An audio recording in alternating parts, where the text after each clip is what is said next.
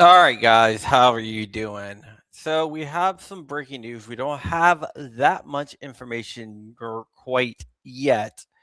So, I'm not going to call it the A word, but it does look like Trump was attending the White House Correspondents' Dinner tonight. That is not in question. He was evacuated. There was shots fired at the White House Correspondents' Dinner, which happens once a year in D.C. Secret Service jumped into action. He was not hit. J.D. Vance was there. Marco Rubio was there. A bunch of different people were there. He was not hit, but he was taken out of there. Uh, the shooter that was that shot at the White House Correspondents' Dinner is dead. So he is dead, and we're not really sure exactly what happened, why he was shot at, or anything like that.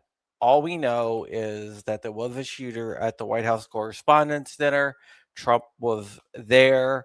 Shots were fired. Secret Service took action. The shooter is down. He is dead. Now we're trying to get more information right now. We don't know exactly what's going on, but about 30 minutes ago, we heard that there was something going on. We just weren't sure what exactly it was. And now we know what is going on here. There was a shooter. Shots were fired. Trump and Melania was evacuated. The only injury we have right now is that the shooter is dead. We don't have a motivation. We don't know if this has to do with what's going on in Iran. Maybe it was some jihadi out there doing this. Maybe it was some crazed liberal. Maybe it was just some nut guy. We don't know. But yeah, the president might return, which would be amazing. Uh, so I'm gonna try to bring up the story here to see what they are saying. So, so let me go ahead and share this.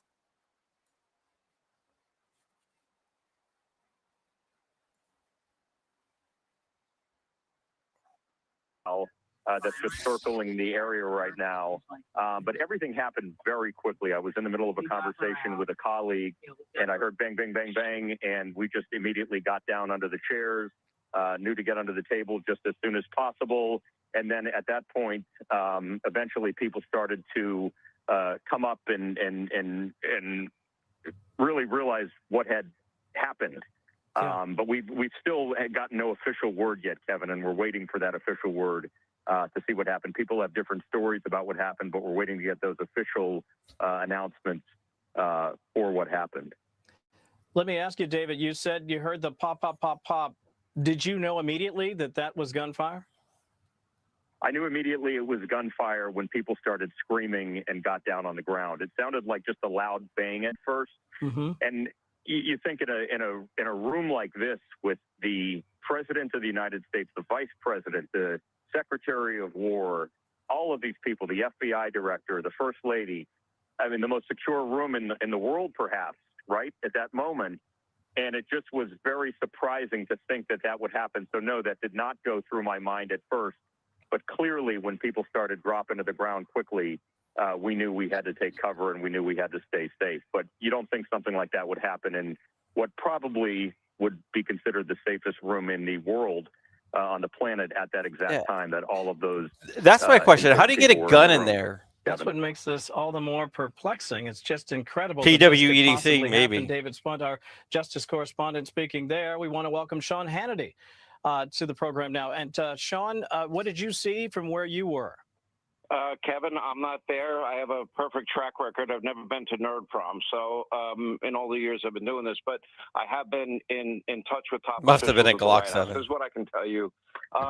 and the details are actually pretty specific now, that the shooter charged the magnetometer closest to the front door, took a shot at a uniformed division service agent.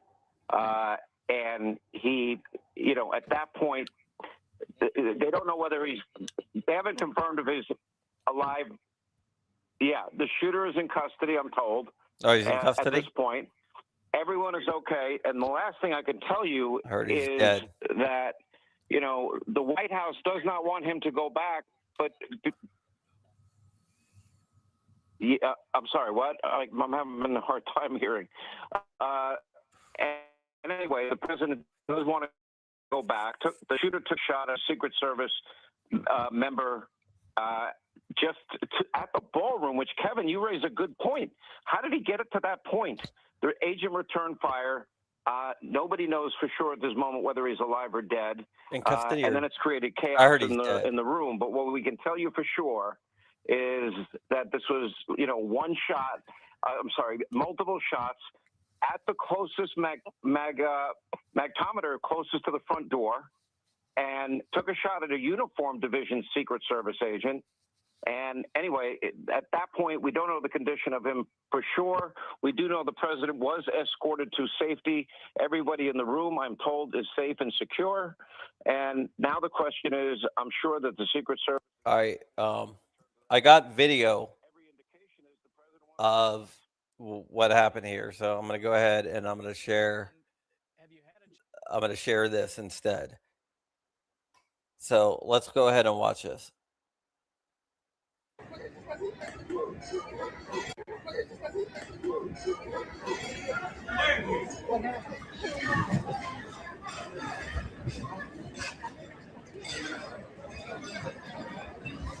Secret Service is everywhere.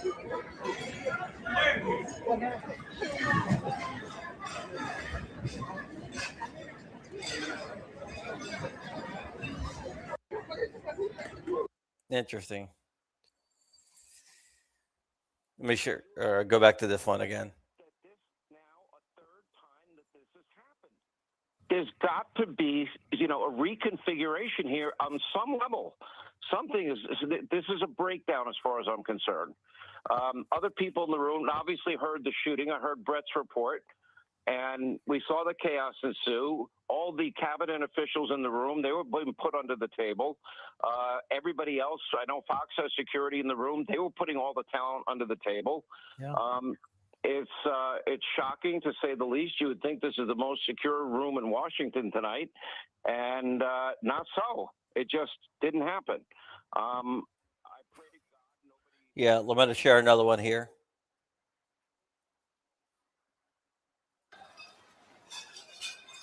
So they're going through.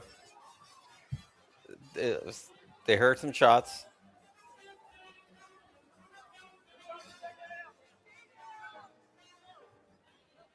There they come. They grab Trump.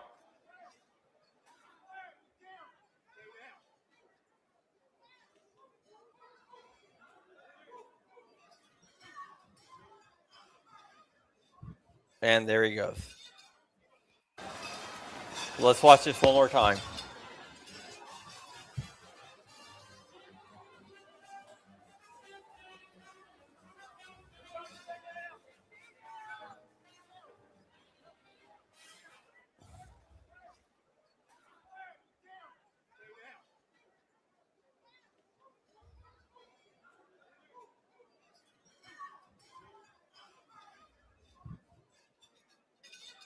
Interesting.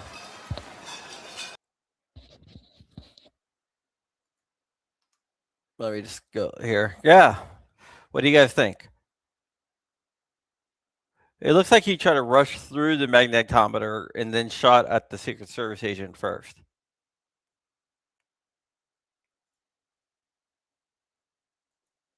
So let me go.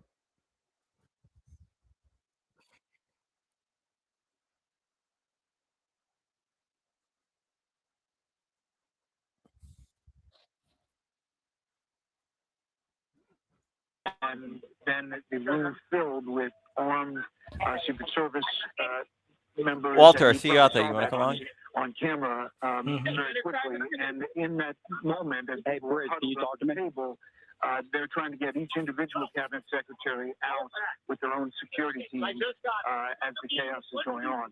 Later, as I described, they were going room to room, saying there might have been somebody else in the hotel. And that's where they were kind of going. Florida at 19. I'll get out. Right now, we only hear of one possible shooter, and that he was charging the magnetometer. See if we can get some more ground truth on that. Brett Baird joining us. You're hearing lots of cross traffic in terms of conversation. Brett, There's Robert Kennedy being evacuated. I've had a chance to notice Caroline Levitt, the press secretary, who is quite pregnant. Did you see her? Is she okay? Yeah, I think she was escorted out with the Secret Service right away. The Peter, I'm saying, actually front dais kind of got out soon, right after.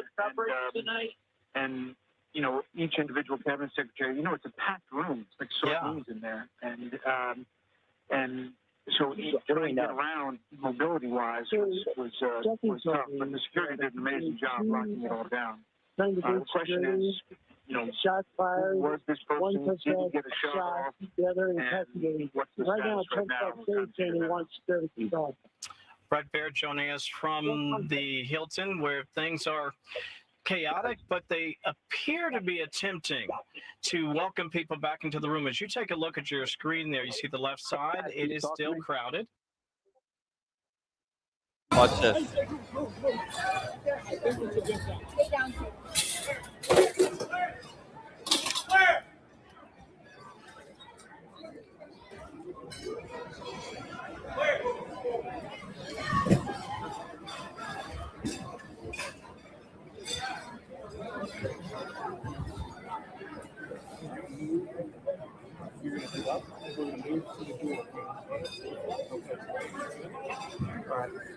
Katie, do you have all your stuff?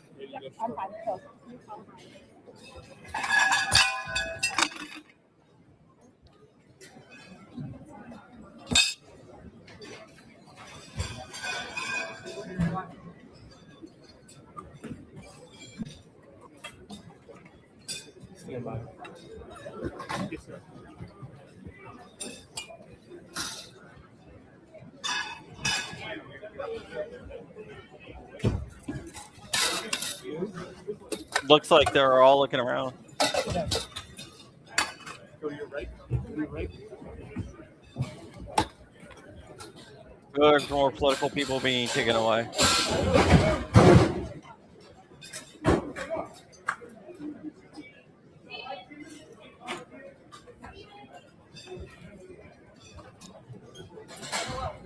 There's XTech.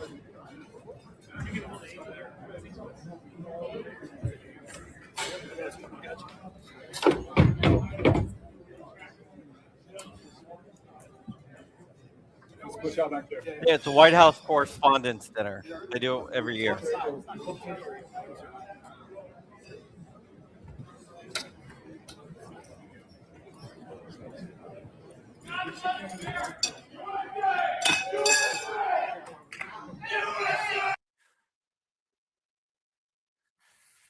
Interesting, right? remember, this is a room filled with not only journalists, but nearly the entire cabinet of the administration, the president and the vice president. And right when this took place, everyone hit the ground, people going under tables, and the cabinet secretaries were very quickly rushed out of the room. Just before the event began, they checked in with their security, and so there was an understanding of where all the cabinet secretaries were located, where the president and vice president were on the stage. As the security event was unfolding, these teams immediately got to the cabinet secretaries and ushered them out of this ballroom at the Washington Hilton. Right now, the ballroom is still filled. This is a lockdown situation. No one is allowed in or out of the area. And a bunch of the tension has subsided right now. People are waiting to see what will come next. The president of the White House Correspondents Association, Weijia Zhang, came to the podium very briefly and said that she would update people. There are questions about which administration officials are still here. And this happened earlier on before the shooting. We're threatening genocide. for kidnapping Nicolas Maduro,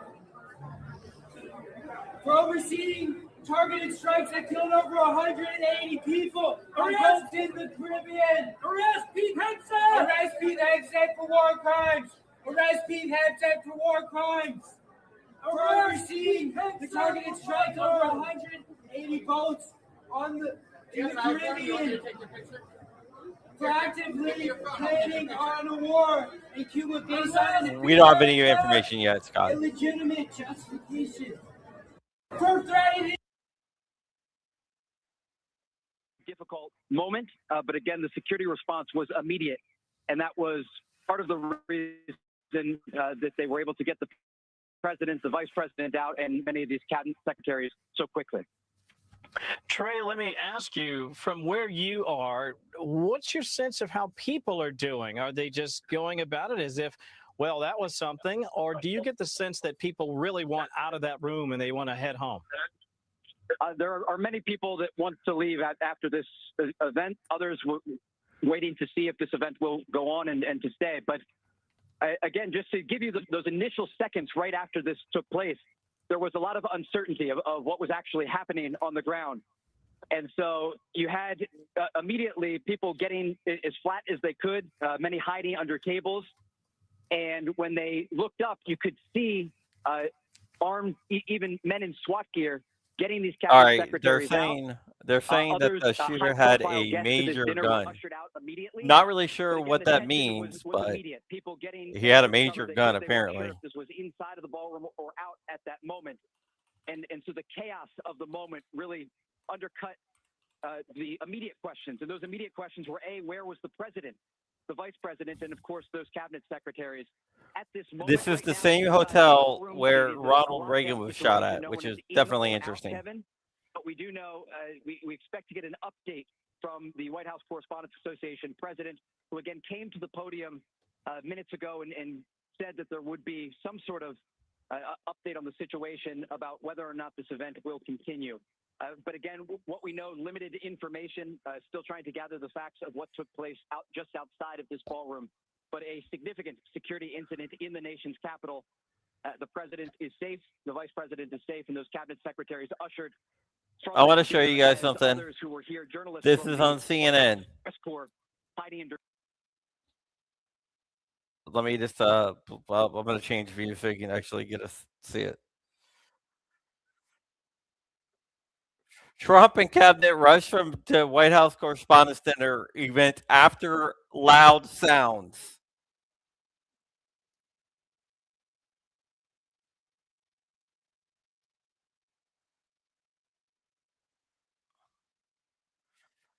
Wow. Just like CNN in Butler, Pennsylvania, when they said that Trump rushed off after he fell when he was shot. Multiple reports that the gunman is dead. Trey, go ahead. And Kevin, just to give you a sense of the security going into this event, right? This is an event, and just one moment, stay with me here, Kevin. Please check that. He's not coming back. We are told by Fox's Aisha Hasmi that the president is not coming back. That is the latest reporting that we have, according to a White House staffer. But to give you a sense of the security going into this event, remember, this is an event that was not only attended by President Trump, by Vice President J.D. Vance, and a variety of cabinet secretaries. So you can imagine the security that goes into an event like this: metal detectors, Secret Service agents, and ensuring that everyone had a ticket that was getting into this area. There was a massive police presence. And even when this event started, when the guard came in and the president stood and saluted, you could see on the outskirts of the ballroom these men in SWAT gear. They were prepared in case of a security incident. And again, as this incident took place, everyone hit the ground trying to get any sort of cover that they could. It was unclear at that moment whether or not this was taking place within the ballroom of the Washington Hilton or outside. Again, the latest information that we have is it was outside of the ballroom here. But again, the security perimeter was significant. Sure at will, this moment, we are still inside of the ballroom. It is locked down. There's no one going in or out of this area. And there is a security sweep that is taking place, we are told, around the location at the Washington Hilton in the nation's capital. And again, Fox's Aisha Hasmi can report that the president is not coming back to this event. following the security incident that took place in the nation's capital. Trey, let me ask you a question. I remember the magnetometers, there are several layers of them, including right when you first walk into the Hilton. But to get to the ballroom, you've got to go up that escalator. So I'm just curious, how would this potential gunman get in and up the escalator in order to affect this particular attack?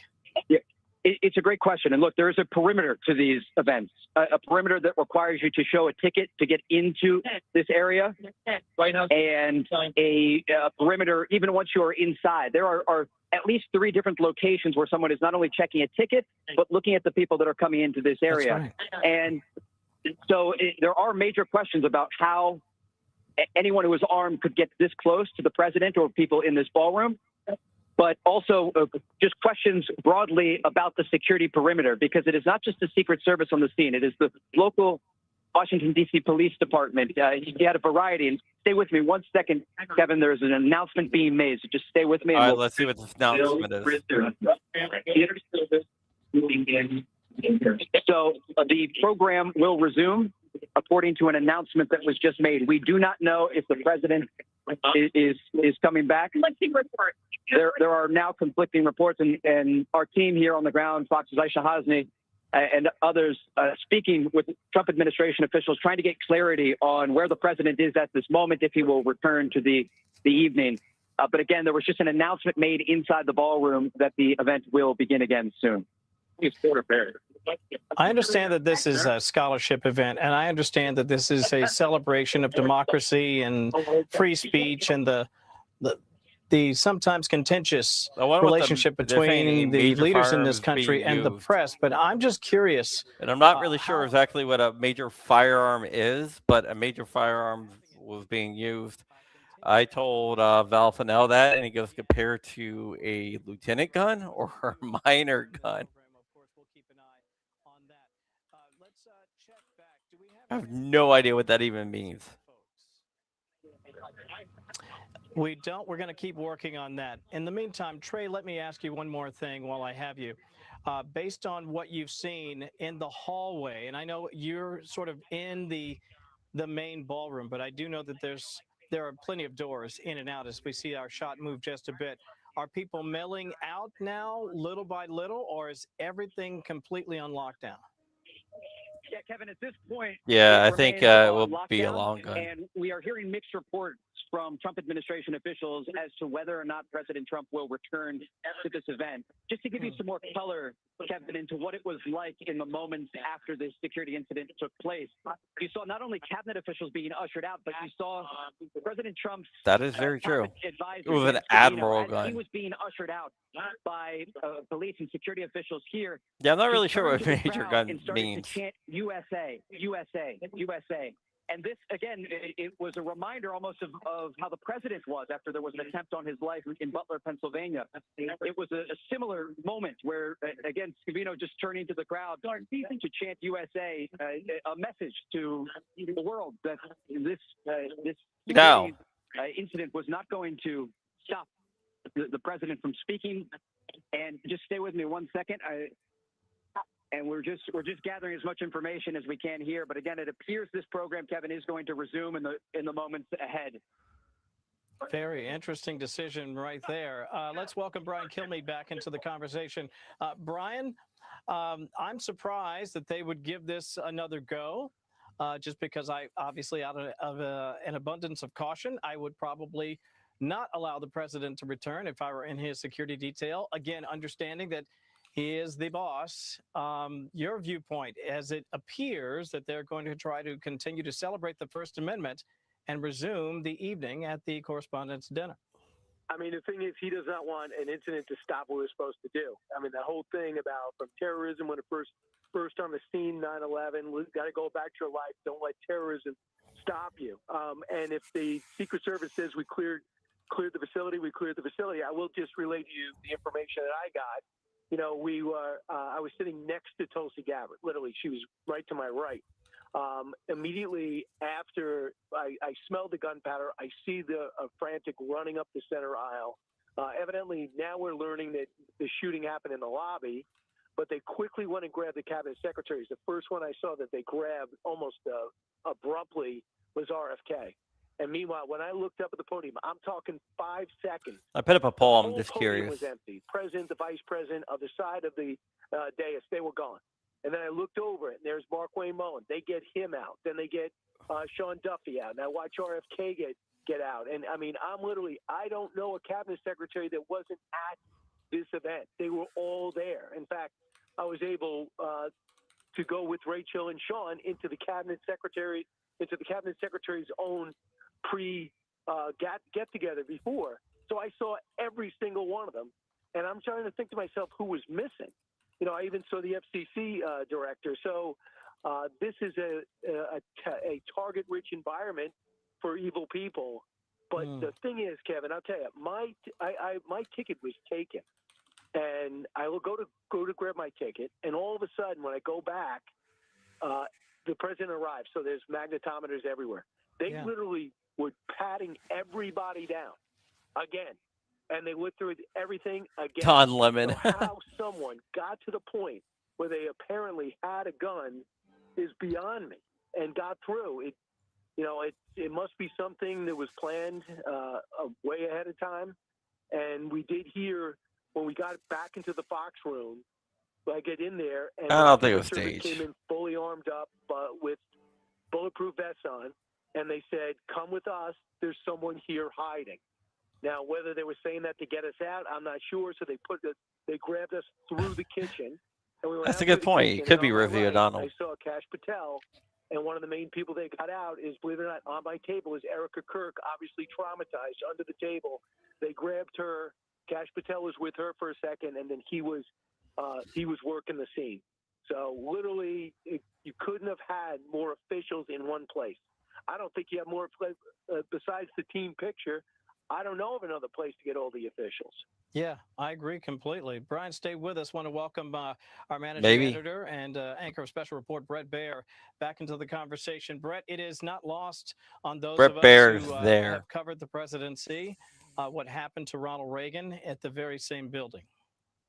That's exactly right. And right outside is a carport that was added after the Reagan shooting, where it happened just in front of the Washington Hilton in that entrance where the red carpet was tonight.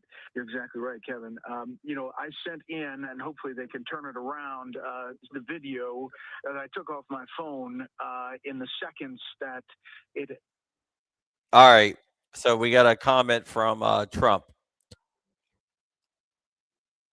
He just posted this on Truth Social. He said, "Quite an evening in D.C. Secret Service and law enforcement did a fantastic job. They acted quickly and bravely. The shooter has been apprehended, and we have recommended that we let the show go on, but will entirely be guided by law enforcement. They will make the decision shortly. Regardless of that decision, the evening will be much more different than planned, and we'll just plain and have to do it again." President Donald J. Trump.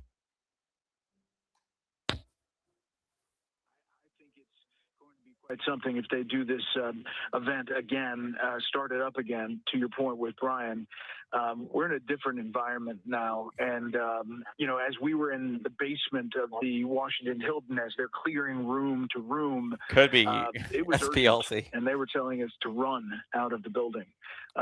So you can imagine, you know, all the people shaken up inside that room. Yeah, and it is quite the gathering. If I'm not mistaken, more than 1,000 people fit in that particular ballroom, having been in it many, many times.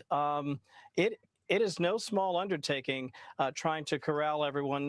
Brett, stay with us. We want to welcome our senior White House correspondent, Jackie Heinrich, to the program. Jackie, I've been reading your posts on X, your Backstage post I've found very useful. What can you tell us at this hour?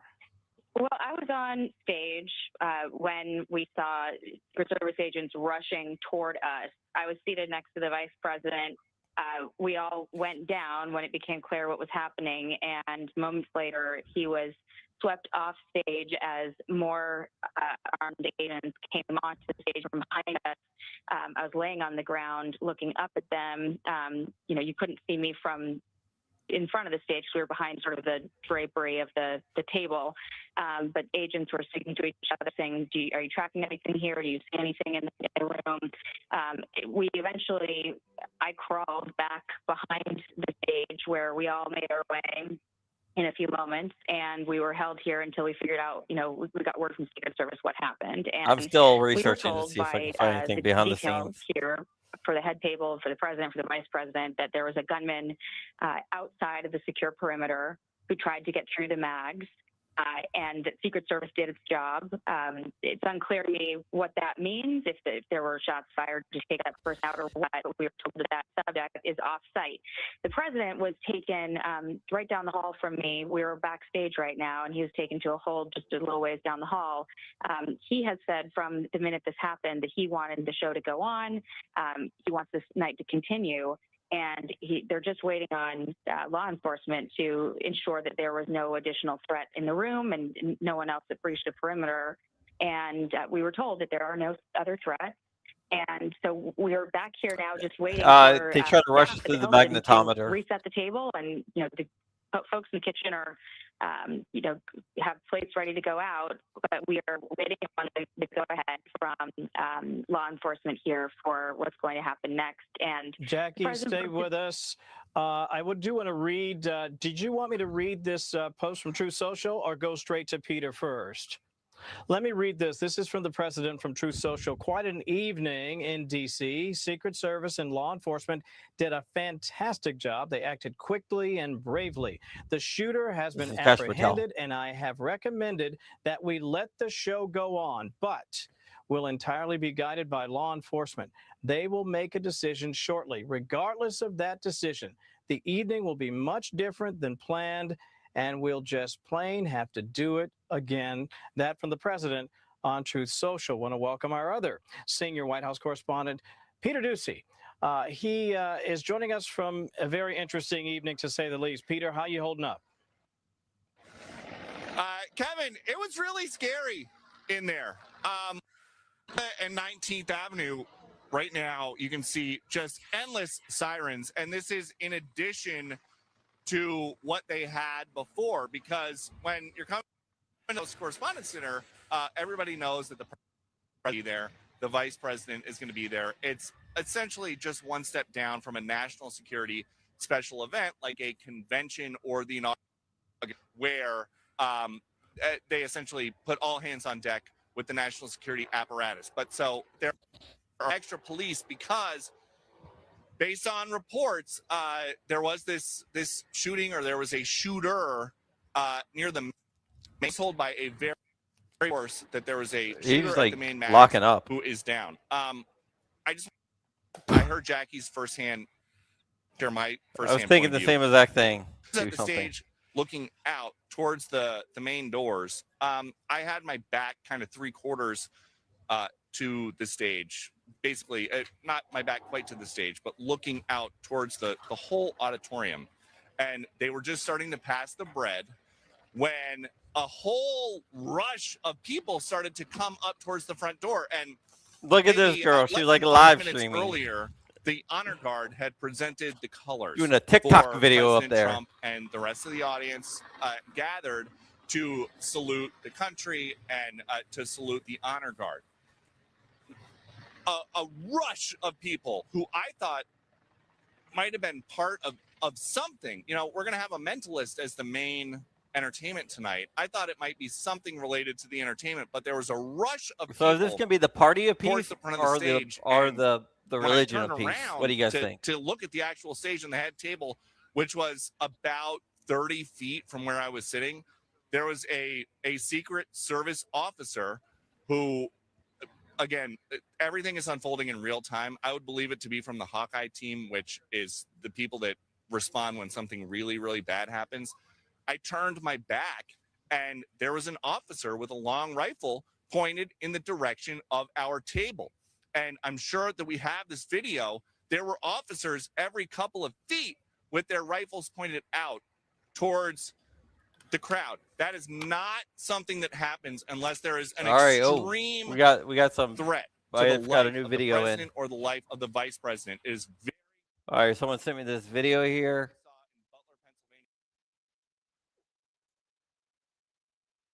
Check this out, guys. You might be the first ones out there seeing this.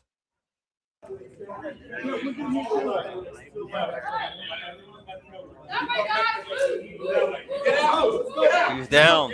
This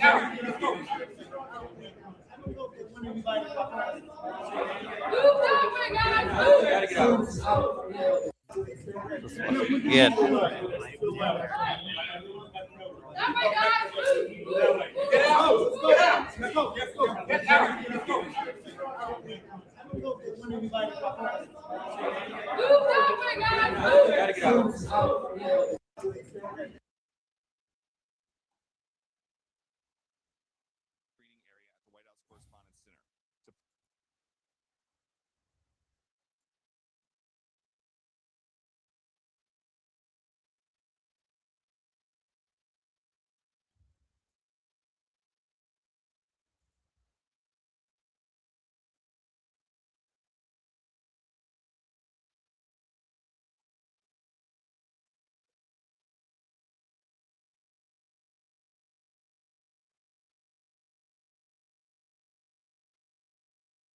Oh, whoops, hold on. Let me share the video again here. Sorry.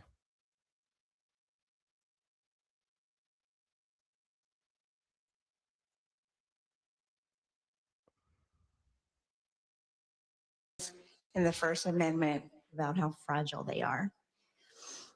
I saw all of you reporting, and that's what we do.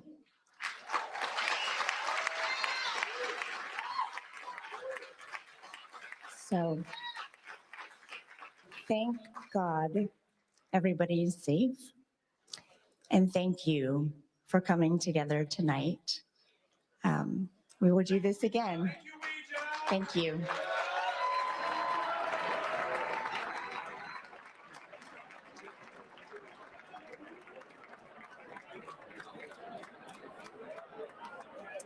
Weijia Zhang speaking there, CBS News, the president of the Correspondents Association, letting everyone know that the night is off.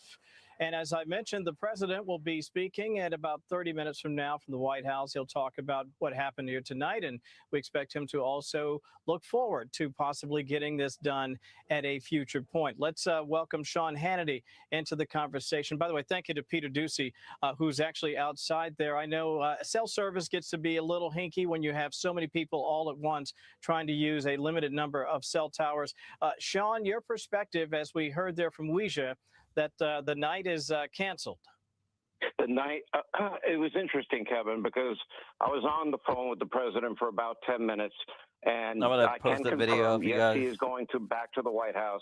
He will be making a statement. He will be making a statement about going there in the future, in the very near future. I expect that probably will be brought up tonight.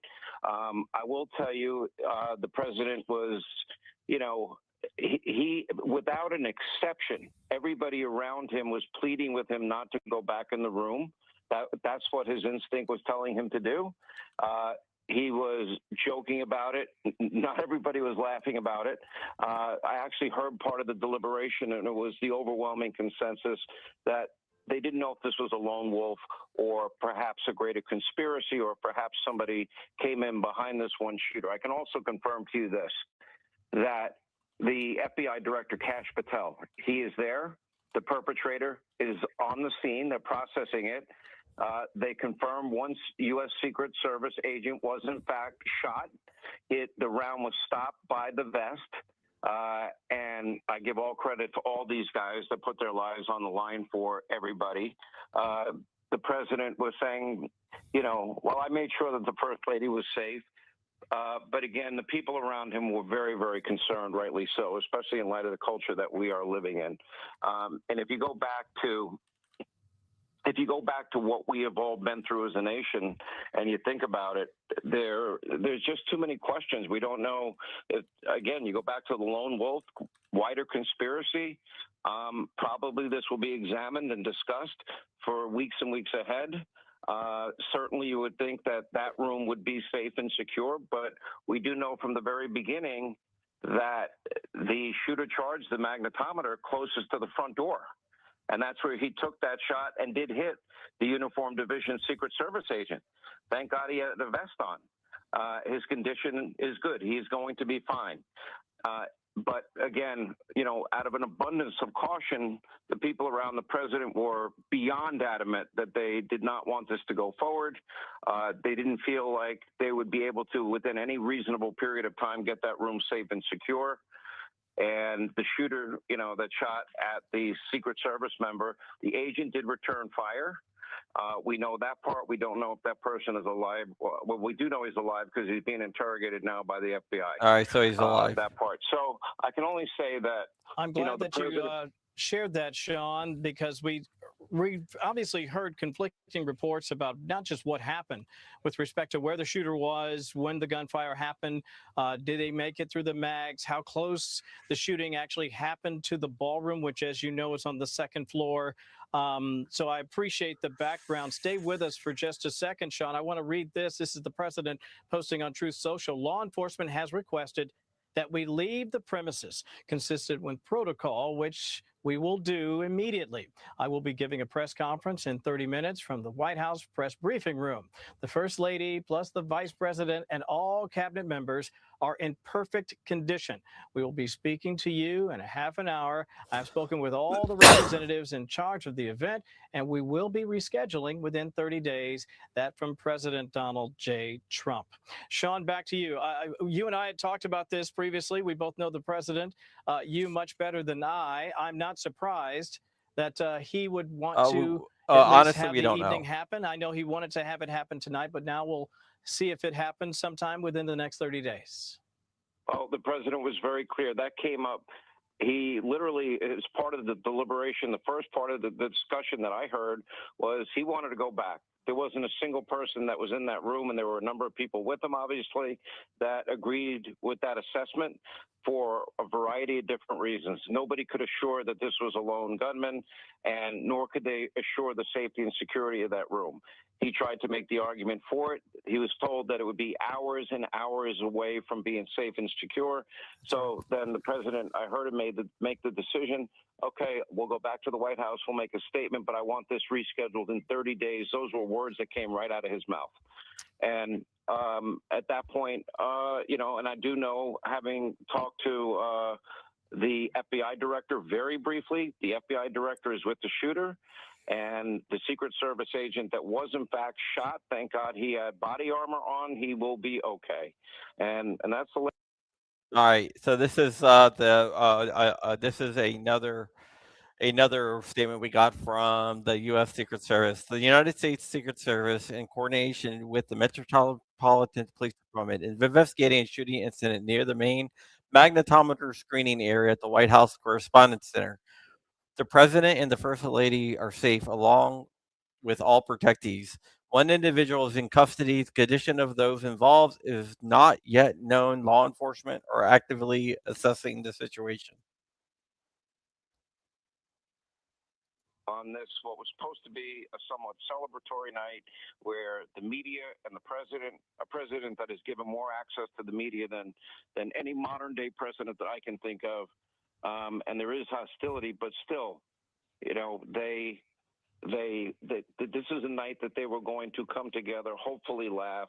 I don't know what some of these people might have said, but, you know, we've got to pray for our country and a healing that somehow can take place. I know a lot of the issues we talk about. You think so? Too many may choices? seem irreconcilable at times, but there's got to be a way to have deep discussion, debate, and make it a little bit more respectful than Nazi, fascist, and racist. Because that's the end summary of what I think the left has done to him. It's dehumanizing. They have vilified, and unfortunately, there are a lot of people that are not well, and those people that are not well, you know, could be susceptible to any suggestions that some people give. And that's the message. I'll have more well Monday said, night. my friend. I really All right, appreciate here's you Rep. sharing that. I Stutzman. just want to share this detail from Backstage. All right, let me hear this. Our colleague Jackie Heinrich and others have reported that Poor Erica Kirk. I mean, you mentioned we What's all up, saw Butler. Alex? Long time no see. Look, we all saw what happened to poor Charlie. We got.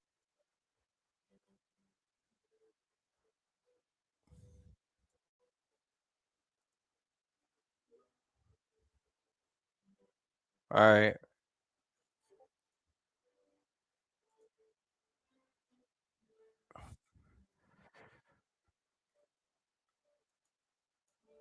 All right, here it goes. We were just at the White House Correspondents' Dinner. Congressman Stutzman and I and Congressman Andy Ogles was there as well. We were just evacuated. There was gunshots right outside the hall. People were obviously underneath the tables. We were evacuated with the rest of the cabinet, and thanks to the good work of my senior law enforcement advisor, Scott Messina, he was able to evacuate all 3 members of Congress. And I don't know, Marlon, that was pretty jarring. Right outside the hall. No, it was very scary. I was actually sitting with the News Nation folks, and we were actually talking about how, here we have all this freedom in our great country, and all of a sudden, like 50 to 75 feet over my left shoulder, gunshots go off, and we all just jumped underneath the table. The stuff on the table was falling over, drinks had spilled over, it was all over my arm. But everybody is safe that were around me, and obviously very scared and concerned. And so praying for the safety of our law enforcement and our security officers there, praying for the safety of everybody that's still Thank you, Juan. Thanks to Abe's security team for getting us out safely. And, we're just praying for the situation. And I guess especially pray for. There you go. And for all those wondering, I am wearing my Cartier Santos today. I do a watch podcast on Wednesday with Hank Strange at Ticks and Bangs at youtube.com/@TixBangs if you are interested in that type of stuff. In Butler, when he got hit, stood up, fight. And, he's a pretty unique historical figure in many ways. And it's hard to watch all of this. And, I don't care. We've got to keep elected officials, Democrat, Republican, liberal, conservative. We've got to protect them. That's right. And I'm not casting aspersions against anybody. I am saying that there's got to be, reevaluation of this. There are so many brave men and women that do put their lives on the line to protect our elected officials. We don't know yet. But when a breach like this can happen, we need a full reexamination of all of it. The great Sean Hannity, thank you, my friend, for your perspective. We appreciate that. We also have Kevin. Red Thank you, my Bear friend. and others with us here tonight. We'll welcome them back in momentarily. In the meantime, I want to welcome my colleague, Alicia Acuna. She'll also help us with our coverage here tonight. Alicia, Peter Doocy is outside the Washington Hilton. He, of course, is our senior White House correspondent. Hi, Kevin. Yes, and we're waiting, I guess, more word from Peter Doocy at some point here. But I can't help but stop and think as I'm watching all of this unfold, and as I was preparing to come out here, thinking about you and I sitting next to each other on the big weekend show before we came out, before all of this unfolded. And what was the big mystery here? It was what was the president going to say when he was standing before the journalists? How were they going to respond? We talked about what people were wearing. And here we are once again, for the 3rd time in 2 years, talking about the Secret Service going into action to protect the President of the United States. Twice before he was the nominee, once in Butler, and then again in Florida. And now here, I believe David Spun said this is one of the protected places on earth on this night, right? It doesn't rise to the exact level that Peter Doocy was saying when you're talking about an inauguration, but it comes pretty darn close. And now, once again, Americans are watching violence unfold in an area where the President of the United States is, and it's really hard not to hurt in that way, And I think about the First Lady. She was there tonight. We were all talking, you remember tonight, about what could she possibly be wearing? What will she's always so elegant. And she had to sit there once again and stands tonight knowing that her husband once again was in such danger. Boy, I'm not going to such jump a to any great conclusions point, and say too. this is She's, definitely an a assassination picture of Trump. of elegance, and yet she's also had to go through so much. I can't imagine what's going through her mind right now, as, of course, we look forward to hearing from the president here shortly. But in the meantime, let's welcome Trey Yingst back into the conversation. Trey has been inside the ballroom, which appears to be emptying out just a bit. Trey, what do you have?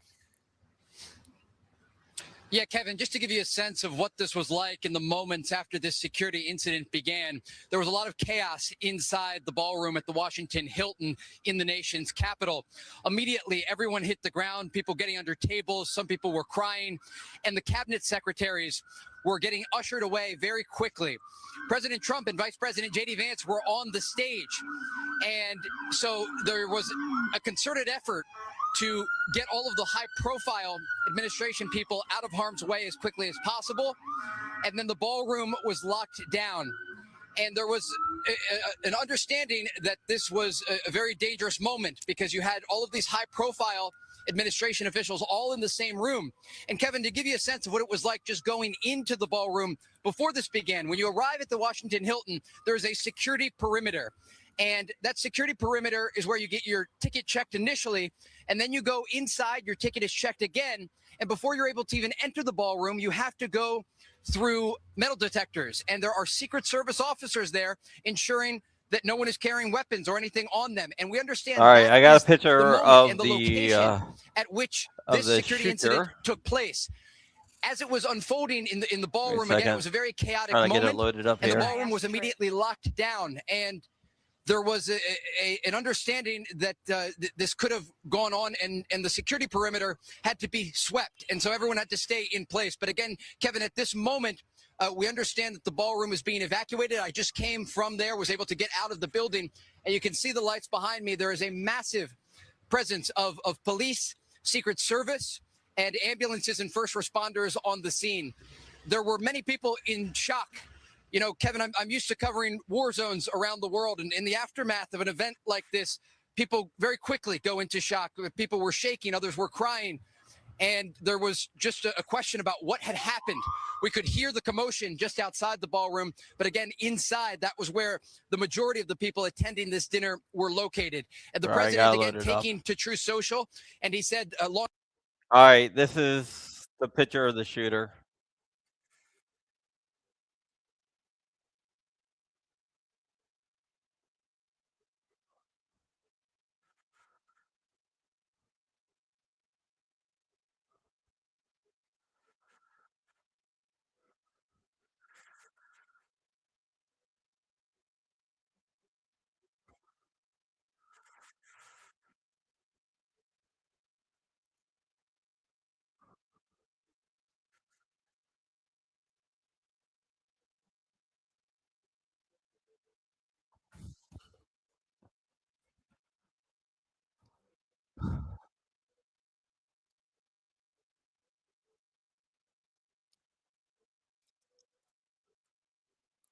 Yeah, I don't know. I don't know.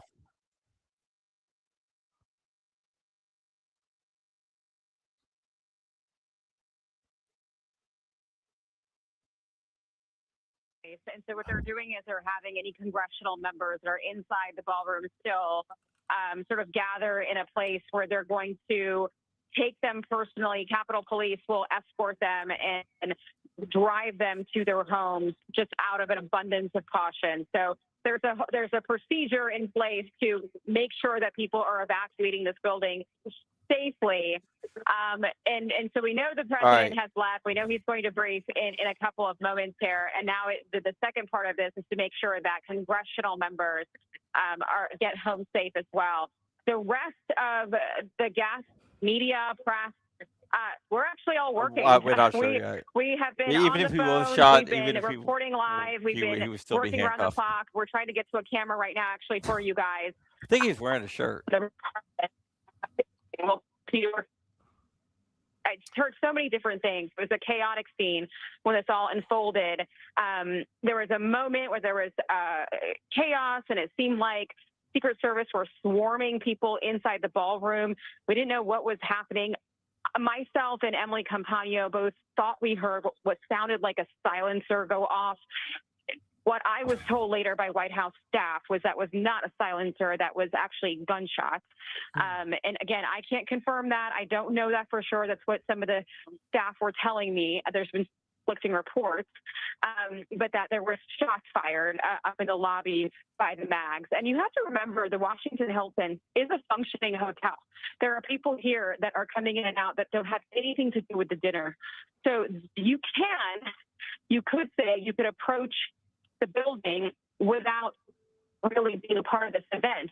That they do ask you for a ticket right outside in the perimeter when you're walking up towards the building. They ask you for a ticket, but I mean, I guess you could say maybe somebody could sneak in, but what I'm hearing is it was at the mags in the entrance is where all of this commotion happened, and this person tried to get in with a gun. But again, a lot of folks were very, very scared. We had Erica Kirk near us sitting.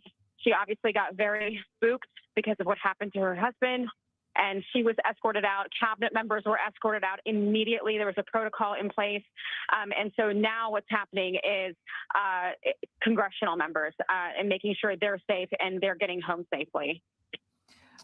Aisha, it's Alicia Acuna here. Glad Alicia. you're safe. Hi. It really is striking just from afar, from here in New York, watching these videos of all of our friends and colleagues there in the situation, hitting the ground and just trying to stay safe. So glad that you're safe. But Aisha, I do have a question. The president posted on Truth Social that he's going to be holding a press conference, and you were in a room with a very high number of world-class journalists who cover this president, including yourself. Will there be reporters where you are, or are you going to be doing this, heading to the White House for this press conference? Or is that even possible right now, logistically, for folks to even get out of there? It's not. I mean, first of all, All right, I'm going to show you another video, guys. A good Silver foil floor. Got it. No. Scooch over. It's on the ground. Top of the stairs. Got it. We have a ponytail.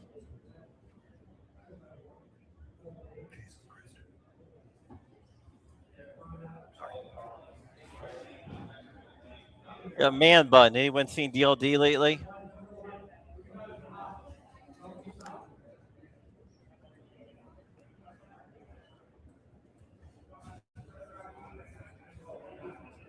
Do we have a man bun, or is that there's something in the back? Let's watch this again. Silver foil floor. Got it. No. Scooch over. Slightly right. Silver foil. Top of the stairs. Got it. Well, I guess there's something in the bag. I don't think he has long hair. I think there's something in the bag that makes it look like a long hair. Yeah, he have a buzz cut.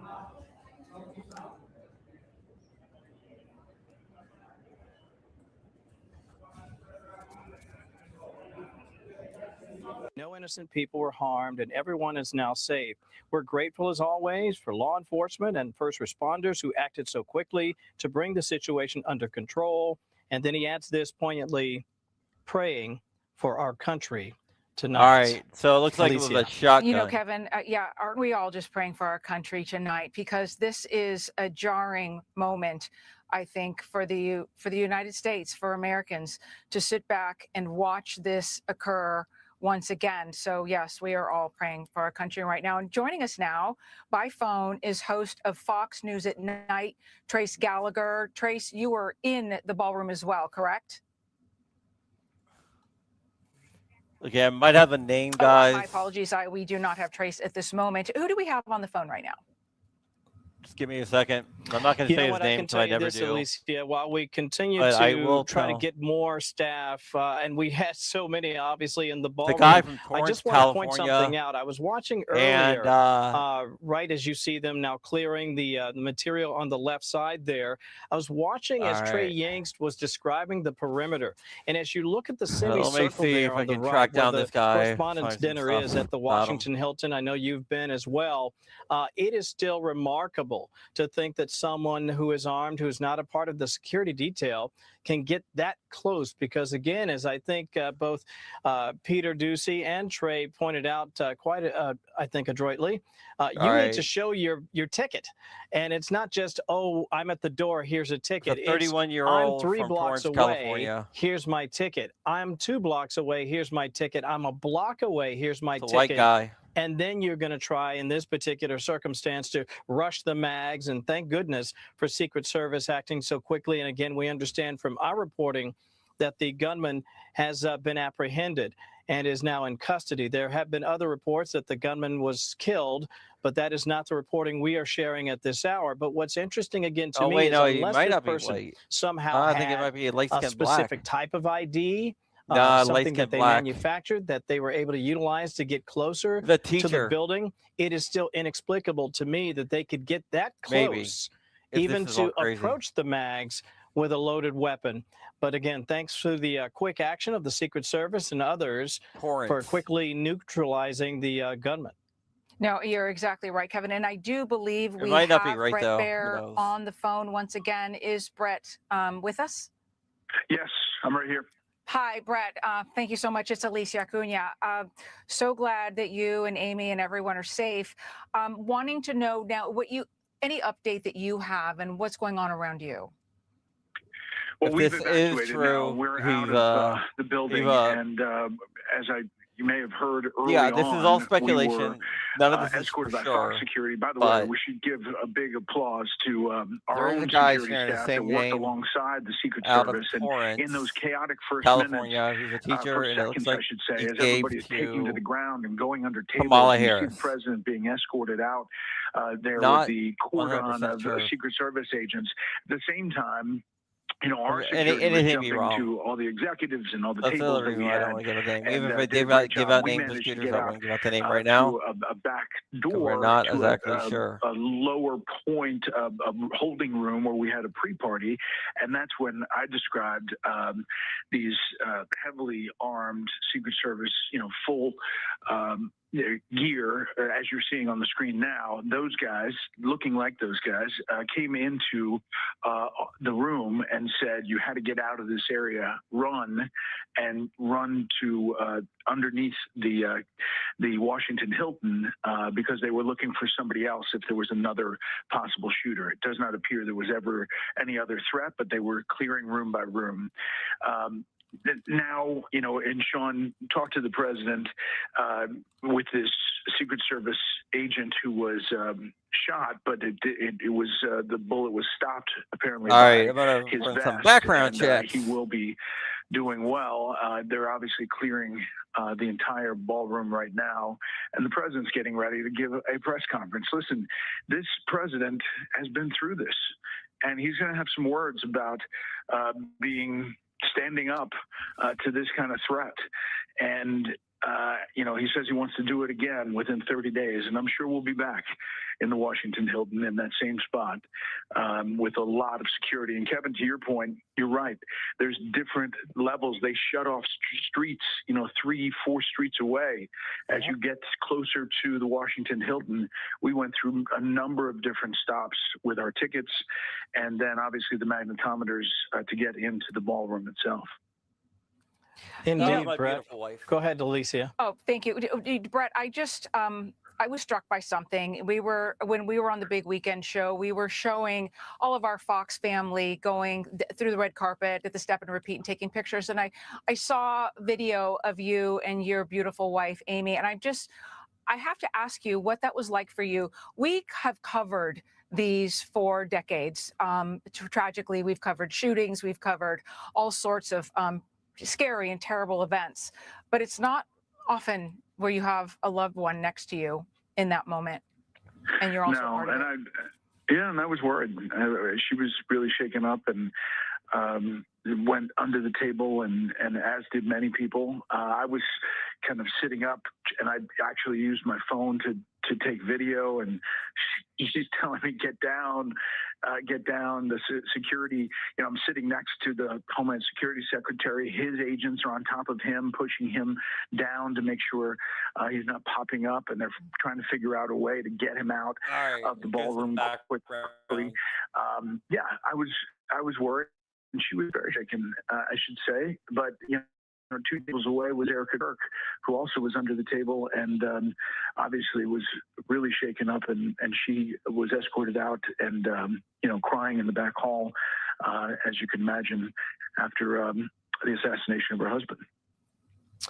Boy, it just really tugs at the heartstrings when you hear stories like Brett's and others. I was struck by the fact that they ushered Caroline Levitt out of harm's way so quickly. For those who know, the White House press secretary, of course, is I want to say 8.5 months pregnant. So they were able to usher her off of the stage safely. But again, families like Brett's and others, and a harrowing circumstance, certainly in the early stages, you just don't know what's going on. Joining us now is Martha McCallum and Trace Gallagher. They're at the White House Correspondents' Dinner. They're not quite ready yet. We'll be joined by them momentarily. Brett, if I might just add this last layer, we're expecting the president to go to the Brady press briefing room and offer his remarks and perhaps a statement and more. Does that surprise you, and what should we expect him to say?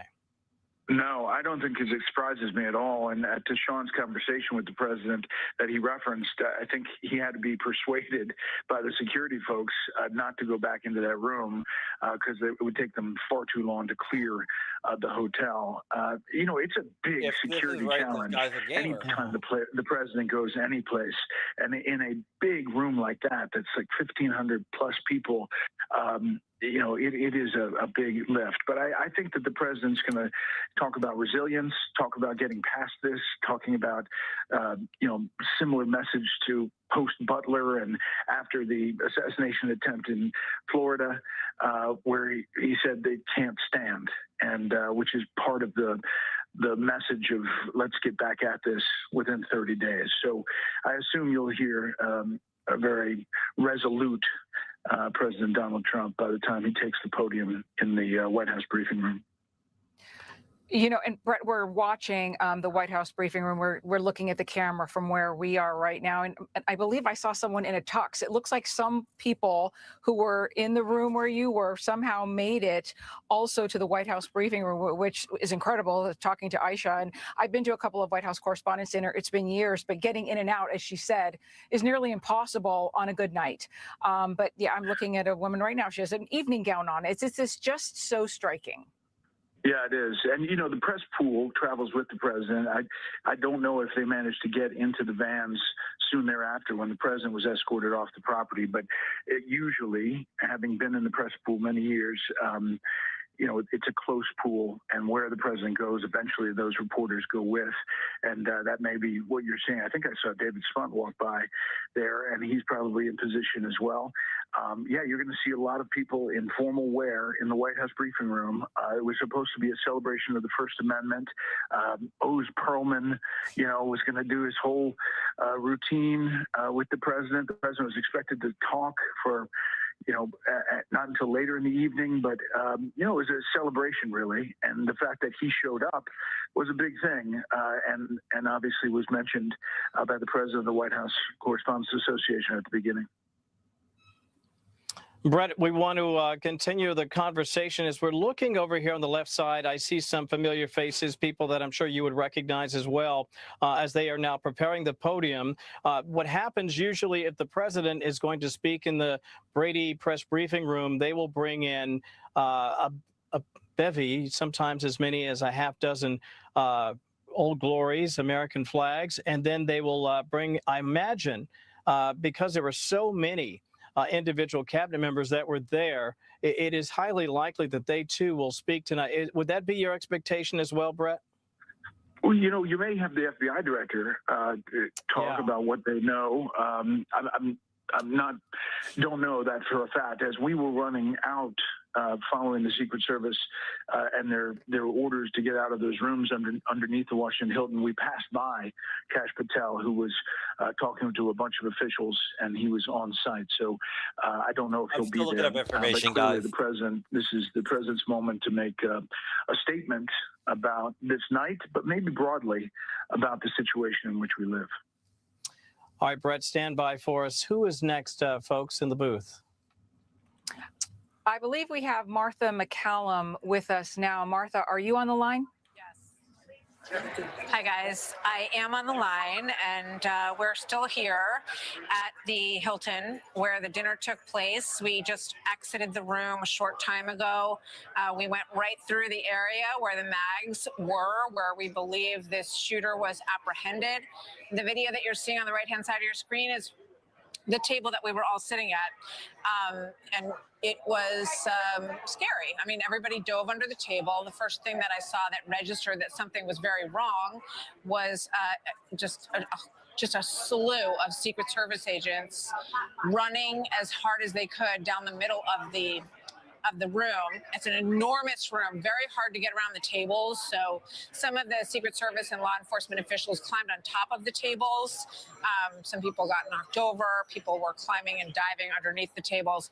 Once we realized that there was an emergency situation going on. Trace Gallagher's here with me. He was a few feet away from where I was Make sure you like standing. this One video. of the things that we really noticed on the way out, Trace, is that there's one set of magnetometers. It's very small, and this dinner holds about 2,500 people. So all of those people went through those mags, and that's where they found this shooter, as far as we can tell right now. We're waiting for the president, too, on the left-hand side of your screen. Trace? And I think it's interesting when you talk about the magnetometers. If you look at any security system around the country, you always go through a stadium. Everybody recognizes stadiums and arenas. You always go through, give your tickets, and then you go through the magnetometers to make sure that you are clear. In this case, the magnetometers, as you can see behind me, behind that blue wall, they were inside the building. So it is our understanding that we believe that this alleged shooter was inside the building at the time by the magnetometers. So that is a concern about, you know, the staging of exactly where the security system and the apparatus was set up. It's interesting because Martha talks about her vantage point when she was, you know, she was literally about 4 tables as, you know, we look at the room, she was 4 tables to the right of us, and we were right next to the aisle where it leads to the front, to the stage. So as you come down the main entryway to the area where the president and the White House Correspondents Group was up there, and the vice president, and so on and so forth, that is the main area. So when we were there, we were sitting there, and Lawrence Jones was to my right, and he jumped under the table first because Lawrence said, I heard something. I heard some popping.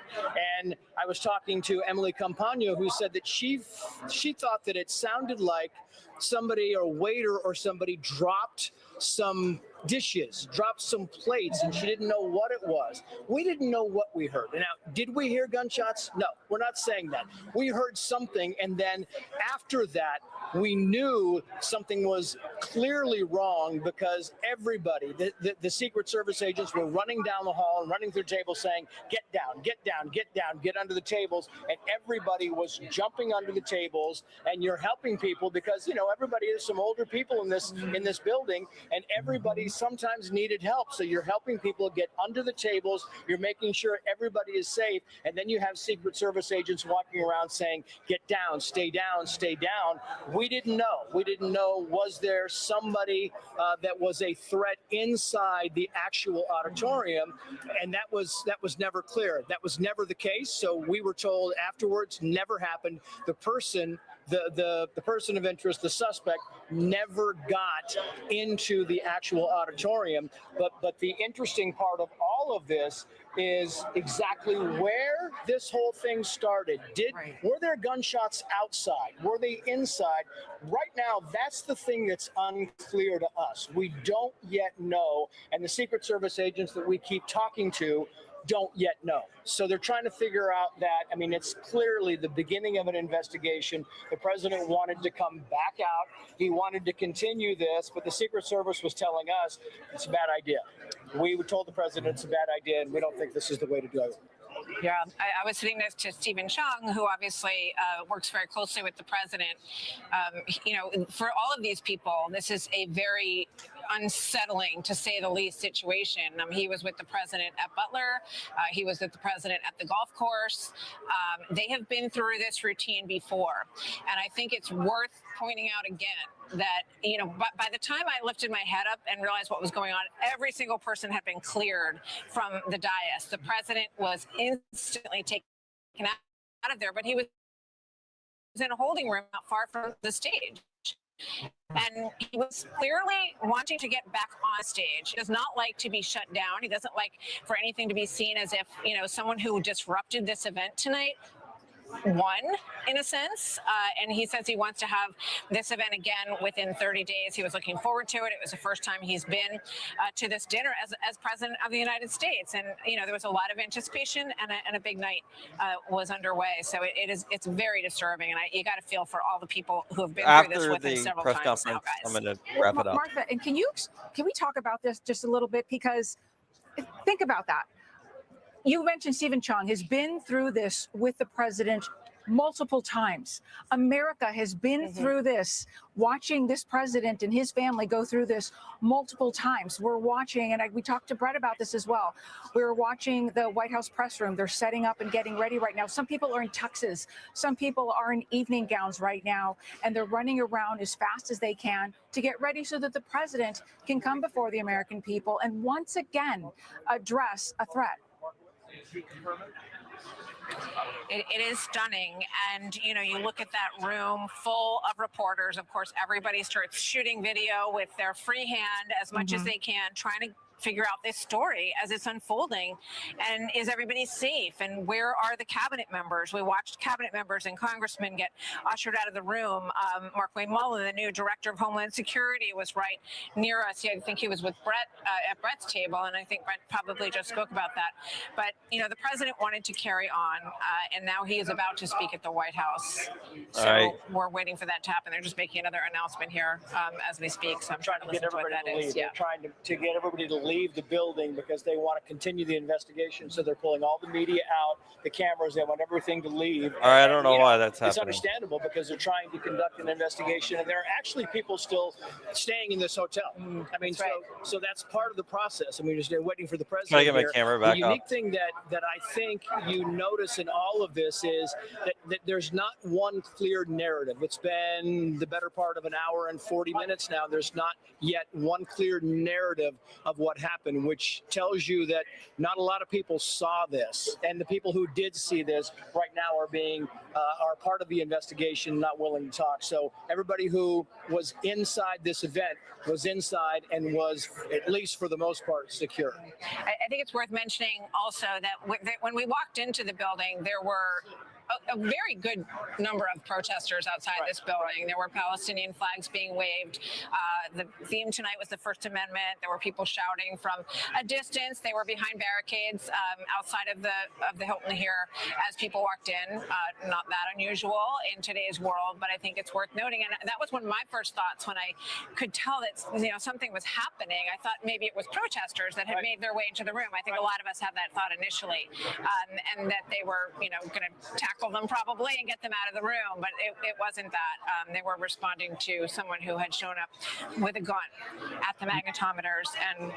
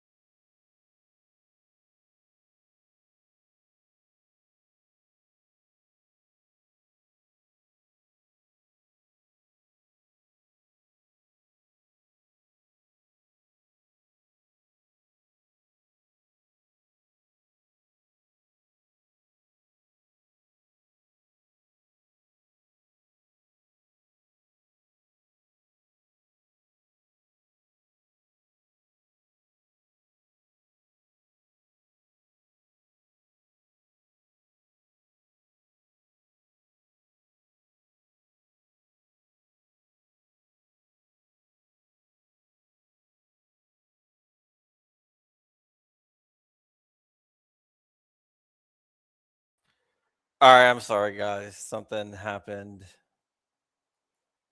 I'm trying to get everything back up and running here. But just bear with me.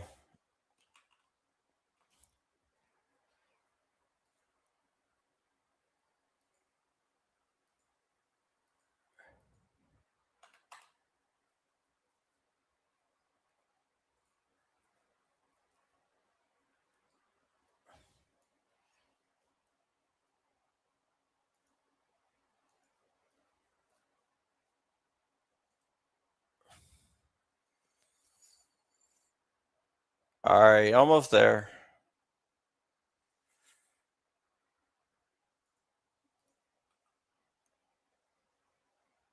What the fuck is going on?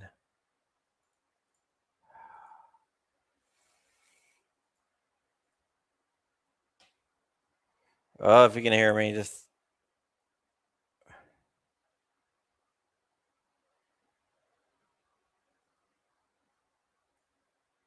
I have no idea what's going on here.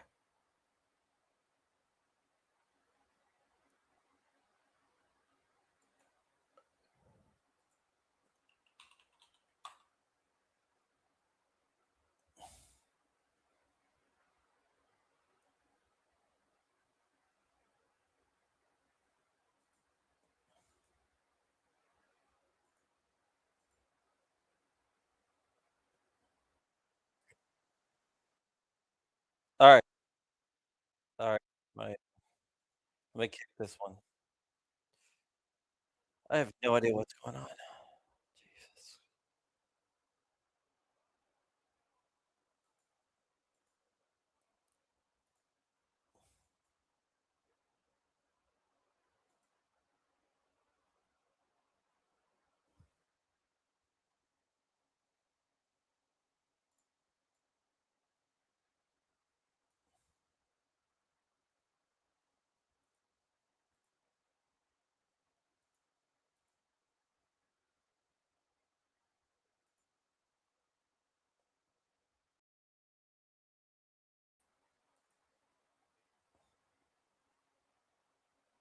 Go. They've done sound checks in there. The flags are up, and the president All right. clearly, you would have thought in most cases in this situation that the president of the United I'm States back. would have been My out of the camera's not building working. instantly. Yeah. But President Trump did not leave the building. And it's apparent that he very much wanted to get back out there. At one point, they said, we're going to serve dinner now. So there were signals that were going back and forth. We just have a 2-minute warning that the president is about to come out. So we're going to stay with you, obviously, until that gets underway. But, clearly everybody, very shaken up by what happened here tonight. And, it really speaks to the environment that we live in. And this president has seen these kinds of situations just way too much. So back to you guys in the studio. Yeah, of course. Thank you, Martha. And we've been given the 2-minute warning from Peter Doocy. I guess we're probably less than 2 minutes now. So we're awaiting the President of the United States here at any moment now. And one point that Bill Maloogian pointed out earlier tonight and was followed up by one of our producers in D.C. is that the U.S. Secret Service falls under DHS and is not currently funded, as the Department of Homeland Security has been shut down since February. Some frontline agents have been paid by money from the big, beautiful bill, but non-essential personnel are not getting paychecks. Right. Kevin, as we await the President of the United States. Which will no doubt intensify the discussion on Capitol Hill to get those who are so important, not just to the safety and security of the president, but all of those who have been suffering throughout this shutdown, this partial shutdown of government, to get them finally funded. That conversation will no doubt intensify here in the days and weeks ahead as we continue to await the President of the United States. We see Peter Doocy there up to the left. I've also seen David Spunt, our justice correspondent, as well in the audience. Martha, as we wait for the president, I'm imagining that he will be defiant as always, wanting obviously not just to return tonight, but obviously looking forward to having the dinner sometime here in the next 30 days.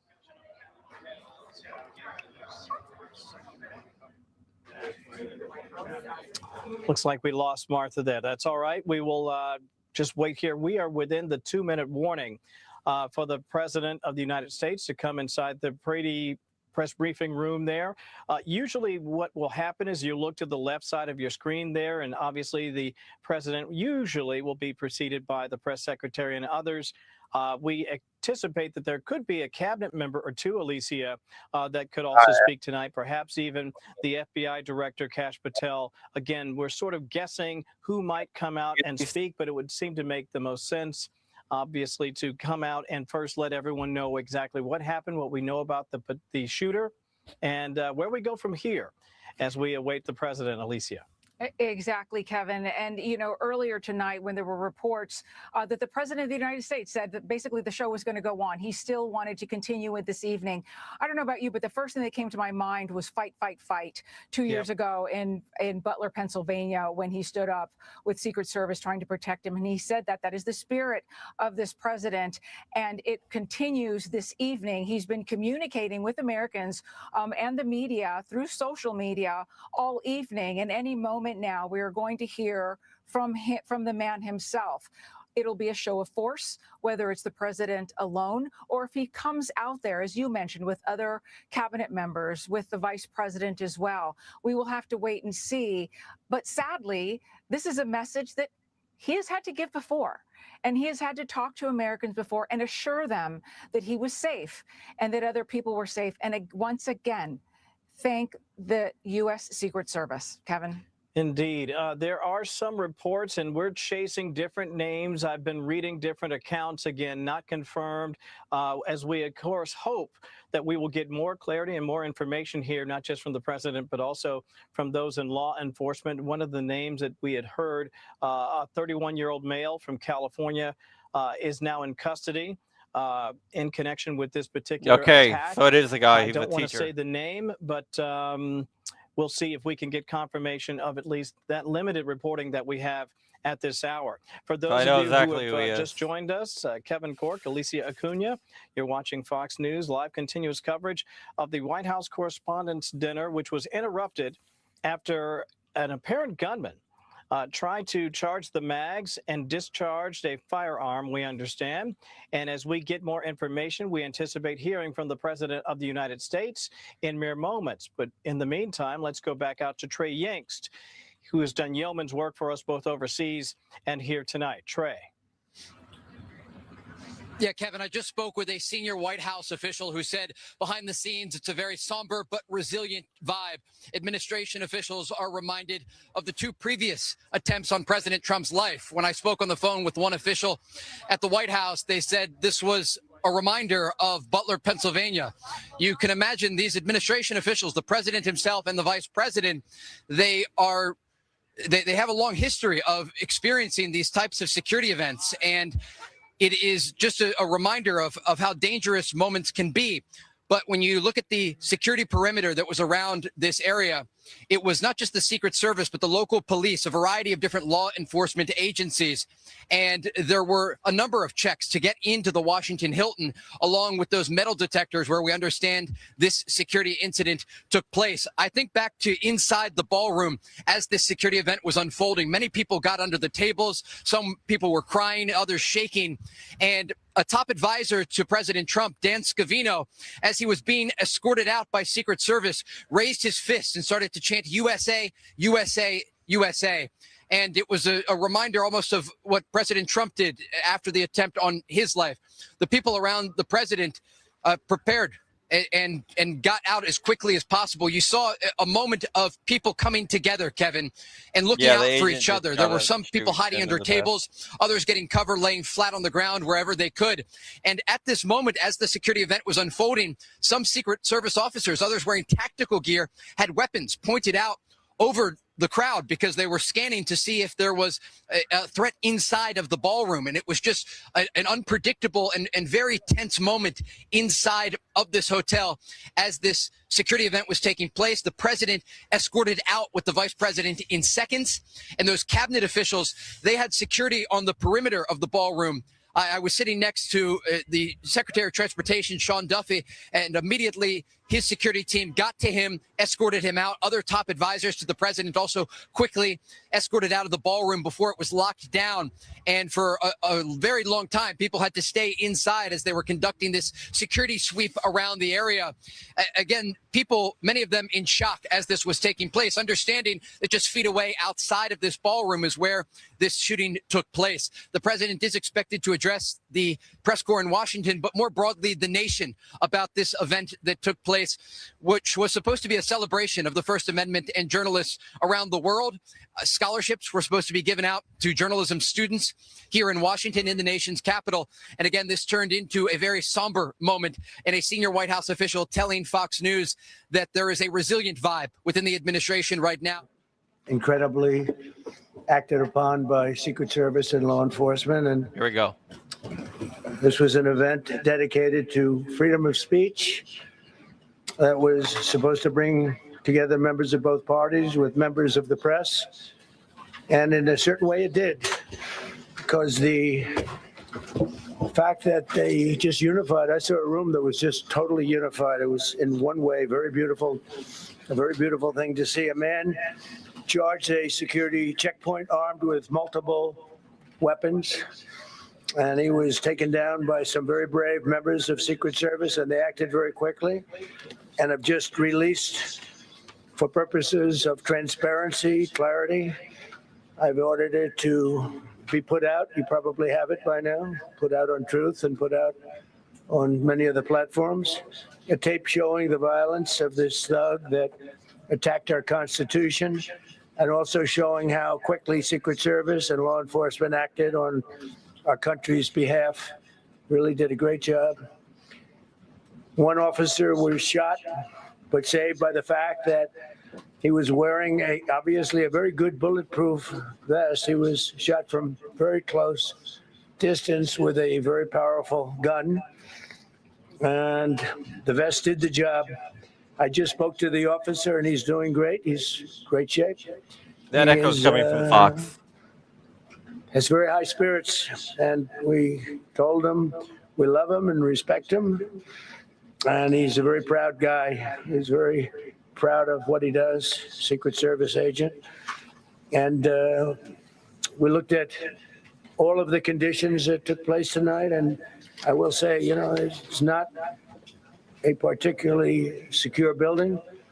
And I didn't want to say this, but this is why we have to have all of the attributes of what we're planning at the White House. It's actually a larger room, and it's much more secure. It's drone-proof, it's bulletproof glass. We need the ballroom. That's why Secret Service, that's why the military are demanding it. They've wanted the ballroom for 150 years for lots of different reasons, but today's a little bit different, because today we need levels of security that probably nobody's ever seen before. But everyone owes a tremendous debt of gratitude to the courage of law enforcement, the law enforcement, and working with the D.C. police. And we just spoke with the mayor. And when we're finished, the police chief is going to take over and discuss it also from their viewpoint. But they also performed exactly as they were supposed to. And you see the attacker in different positions, but you also see the attacker totally subdued and under control. So as you know, this is not the first time in the past couple of years that our republic has been attacked by a would-be assassin who sought to kill. In Butler, Pennsylvania, less than 2 years ago, you all know that story. And in Palm Beach, Florida, a few months after that, we came close. We really had, again, we had some great work done by law enforcement. But in light of this evening's events, I ask that all Americans recommit with their hearts in resolving our difference peacefully. We have to resolve our differences. I will say, you had Republicans, Democrats, independents, conservatives, liberals, and progressives. Those words are interchangeable, perhaps, but maybe they're not. But you had everybody in that room, big crowd, record-setting crowd. There was a record-setting group of people, and there was a tremendous amount of love and coming together. I watched, and I was very, very impressed by that. But First Lady and I were taken very well care of, very quickly rushed off the stage. Vice President J.D. Vance, who's here, was likewise beautifully done. He was just saying how quickly everybody acted, law enforcement, Secret Service in particular in this case, but law enforcement. Marco had the same thing. Pete was there. Pete didn't want any help. He didn't want anybody to help him. He doesn't want anybody to help him, but he did get some, didn't you? And I think you also said that it was very impressive. So with that, I'd like to ask Todd Blanche to come up, say a few words, and tell you it's already underway. The man has been captured. They're going to his apartment. I guess he lives in California, and he's a sick person, a very sick person.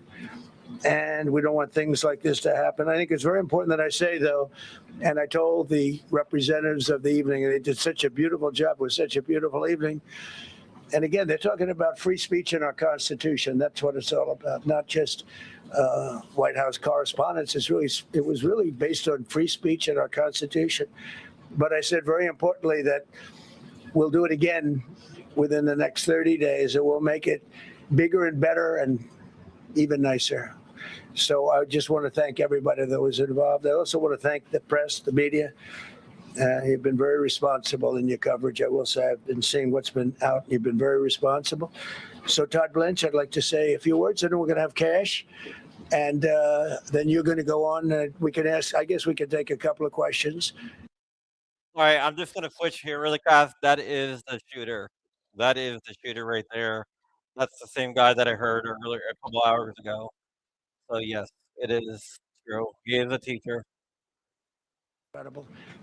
And we're going to reschedule. He We're is going a to do it teacher. again. He's a We're game not going to developer. let anybody take over our 31-year-old society. We're not going to cancel things out because we can't do that. We wanted to stay tonight. I will tell you, I fought like hell to stay, but there was protocol. They said, please, sir, because they didn't know there was a lot of action going on, and they didn't know could there be probably a lone shooter, but we'll find out. We'll find out very quickly. They have it very well under control. So I want to thank everybody very much. And Todd Blanche, please. Thank you very much, Mr. President. Tonight you saw the very worst and the very best of this country. You saw the very worst by the actions of that coward that the president just talked about. But you also saw the very best because you saw law enforcement do exactly what they're supposed to do. And you'll see the videos come out, I expect, very shortly, and you'll see law enforcement do exactly what we want them to do. And so I echo what President Trump just said, that we are extraordinarily grateful and appreciative of the men and women of law enforcement that did their jobs tonight, including one who was injured. This investigation is ongoing. I expect you will see charges filed shortly. The charges should be self-evident given the conduct, but as you'll hear, there will be multiple charges surrounding the shooting, around the possession of firearms, and anything else that we can get on this guy. The investigation is obviously ongoing and just started. There is federal law enforcement already working on search warrants and doing their job, and I don't want to get ahead of them and don't want to get ahead of the work that they're doing even as we speak. Director Patel and I were just on the crime scene a short while ago, and everybody in this room should rest assured that the Metropolitan Police Department, the FBI, Secret Service, everybody's on the scene doing their job. I know that the police chief is going to give an update from the scene as soon as we're finished here, and I obviously will lead the details of what they have learned to him. But in the meantime, I just want to thank everybody in this room for the courage. And I want to thank President Trump for his words, and I promise you, justice will be served. Thank you, Dr. Patel. Thank you, General. Thank you, Mr. President. The president's absolutely right. You saw the best resolve of American law enforcement because you, Mr. President, inspire them 24/7, 365. You give them the resources that they need, and they know that you have their back. And that is a changing dynamic in this country. And that's why you saw brave Secret Service agents respond immediately, swiftly, subdue and take down the suspect and safeguard the lives of thousands of individuals at that hotel. Thanks to our interagency partnership with the Department of Homeland Security and the Metropolitan Police Department, the FBI was rapidly deployed onto the scene, took over the evidence response unit, is examining all the ballistics that were found on scene to include the long gun and the shell casings. We are conducting witness interviews as we speak. You will hear from our team on the scene there with the mayor and the head of the FBI field division there. But please note what the Attorney General has just said reigns no truer. You saw the very best of America tonight. The very best unite us at a time of uncertainty because we have leadership here with the president and the vice president that backs law enforcement, and the men and women that I shook their hands on the scene today could not have been prouder to show up on scene. And as the Attorney General said, make no mistake, we are conducting witness interviews. If you have any information whatsoever related to this event, 1-800-CALL-FBI, 1-800-CALL-FBI. No piece of information is too small. No piece of information is inadequate. We will evaluate it all. We will also be conducting interviews of those that were there. And if any of those individuals have information, please come forward to law enforcement at the FBI or the Metropolitan Police Department. We will be examining this individual's background thoroughly. That process has already started. And we are going to ensure that he was either a lone wolf actor or anyone else that was responsible. We will analyze all evidence immediately to make sure that we safeguard this country. Mr. President, Mr. Vice President, thank you for your leadership. Attorney General and Homeland Secretary Merlin, thank you for your partnership in law enforcement. Thank you, Ken. Okay, we'll do a couple and then we go to the chair. Madam Chairman, I just want to say you did a fantastic job. What a beautiful evening, and we're going to reschedule. After that, it's very tough for her to ask a killer question, right? But you have done a fantastic job. Please. Mr. President, I appreciate it. As you mentioned, it all happened so quickly. Yeah. And I wonder, especially because unfortunately you have experience with these sorts of threats, in that moment when you realized there was a threat and service agents were telling us to get down, can you describe what was going through your mind, how you were feeling in that moment? That's a very good question. Actually, it's always shocking when something like this happens. Happened to me a little bit, and that never changes. The fact we're sitting right next to each other, First Lady on my right, and I heard a noise and sort of thought it was a tray. I thought it was a tray going down. I've heard that many times, and it was a pretty loud noise. And it was from quite far away. He hadn't breached the area at all. They really got him. But so it was quite far away, but it was a gun. And some people really understood that pretty quickly. Other people didn't. I was watching to see what was happening. Probably should have gone down even faster. Melania was very cognizant, I think, of what happened. I think she knew immediately what happened. She was saying, that's a bad noise. And we were whisked away along with other people, but we were really whisked away. And again, the performance of the Secret Service and the police, all of the law enforcement, I thought was really good. So it was very quick. There wasn't a lot of time to be thinking because it was a matter of seconds before we were out the door and gone into an area. We very much, and you wanted to too, we very much wanted to continue it because I don't like to let these sick people, these thugs, these horrible, horrible people change the fabric of our life, change the course of what we do. So we held out. You were there. We held out right till the end, but they didn't want to take a chance, and I understand there was protocol. But we're going to be doing one hopefully within the next 30 days or sooner, and I am ready, willing, and able. And I was all set to really rip it. And I said to my people, this would be the most inappropriate speech ever made if I said one. So I'll have to save it. I don't know if I could ever be as rough as I was going to be tonight. I think I'm going to be probably very nice. I'll be very boring the next time, but we're going to have a great event. And you did a fantastic job. Thank you very much. Peter, go ahead. Thank you, President Trump. There's a report in the New York Post that this assailant assembled his weapon somewhere on site at the hotel. What do you think about that? And I ask respectfully, why do you think this keeps happening to you? Well, you know, I've studied assassinations, and I must tell you, the most impactful people, the people that do the most, you take a look at the people, Abraham Lincoln, I mean, you go through the people that have gone through this where they got them. But the people that do the most, the people that make the biggest impact, they're the ones that they go after. They don't go after the ones that don't do much because they like it that way. And when you look at the people that have either, whether it was an attempt or a successful attempt, they're very impactful people. Just take a look at the names there, the big names. And I hate to say I'm honored by that, but I've done a lot. We've done a lot. We've taken this country, and we were a laughing stock for years, and now we're the hottest country anywhere in the world. We've changed this country, and there are a lot of people that are not happy about that. So I think that's the answer, Peter. And after Butler, your team for a while rethought outdoor events. Yeah. Do you think that you now need to rethink No. indoor? Well, but then you just don't do events. No, I can't do that. I have to. It is what it is. We have to do it. The room was very, very secure. He charged from 50 yards away, so he was very far away from the room. And what did you think when you saw the video of how fast he was running? He was moving. Sorry. He was really moving. And the reaction time was great. Boy, those guys, they had their guns drawn literally by the time he was there. They were shooting. That's right. I thought they were very impressive. And if I didn't, I'd let you know. I'm not going to be, I would not stand for that. No, I thought they were very impressive. Thank you, President Trump, and thank you for updating us on the Thank you. suspect earlier. Were you aware of any threats? Was your team aware of any threats beforehand? And do you believe you were the target of this tonight? I guess. I mean, these people they're crazy.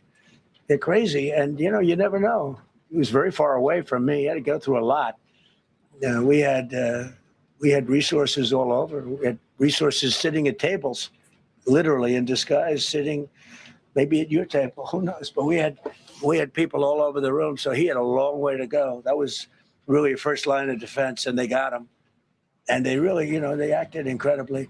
No, there was no notification. We had no idea. Go ahead, Do you know Kevin. any political motivations from this? Well, you never know. Now, we'll be able to tell you that maybe by tomorrow or the next day. He's in custody, and they're asking him a lot of questions. I guess they're going over, Todd, and they're already at his apartment. He lives in California. Yes, sir.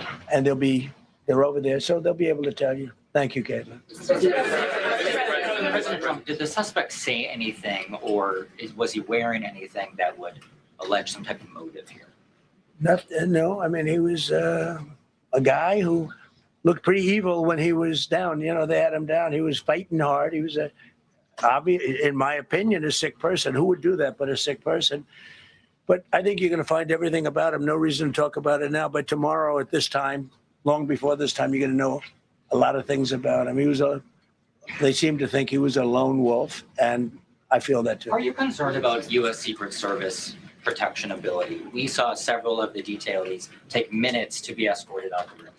No, they acted very quickly. No, I was very impressed by Secret Service. I mean, I'm the one, and Mark Wayne, you would agree with that, I think. Absolutely. I'm the one that would complain. You don't have to complain for me. I would be complaining. I'd be up here right now saying they didn't do their job. Oh, believe me, because, it's my life. And I want to live because I want to make this country great. That's why I want to live. But when you're impactful, they go after you. When you're not impactful, they leave you alone. Okay, a couple of more. Go ahead, please. Is there any indication that this shooting could have been linked to the war in Iran? I don't think so, but you never know. We're going to know a lot. We have the best people in the world working on it, and we're going to know a lot. Please. Mr. President, there's a lot. You, as well as some of us who have covered Butler, experienced another horrific day 2 years ago. Yeah. What felt similar? You had the First Lady with you today. What felt different? And you have another 2+ years in office. Are you concerned about something like this happening Well, I again? can't be concerned. I can only get great people. They did the job, in my opinion, a much better job than Butler. Butler had one weak spot that we all know about. Somebody should have been up there. But even Butler, we had our sniper on our side within 4.2 seconds from a distance of about 400 yards, one shot, and he was gone. And if he didn't do it now, he's David. His name was David.